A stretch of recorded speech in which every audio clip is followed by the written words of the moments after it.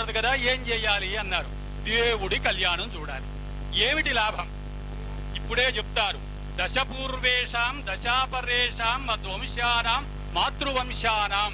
అంటే మమ్మల్ని ఈ జన్మలో గాని అనేక జన్మల్లో గాని తెలిసి గాని తెలియక గాని చేసిన పాపాలు దోషాలు పోగొట్టేది కన్యాదానం. గోదానము చేస్తే పుణ్యం, భూమిదానము చేస్తే పుణ్యం, వస్త్రదానము చేస్తే పుణ్యం. వీటన్నిటికంటే ఆడపిల్ల పెళ్ళంటే కన్యాదానము. ఇప్పుడు కాదు, వెనక జన్మల్లో చేసిన పాపాలు కూడా పోగొట్టి కుంభీపాకాది నరకాల్లో పడకుండా చేసేది కన్యాదానం. ఇప్పుడు మనందరికి అది కావాలి కదా, అందుకని అమ్మవారి వైపు మనం ఆ అమ్మాయిలిద్దరూ మన అమ్మాయిలే, ఏం పర్వాలేదు, ఏమనడు స్వామి. దశపూర్వేషాం దశాపరేషాం మధ్వంశానాం.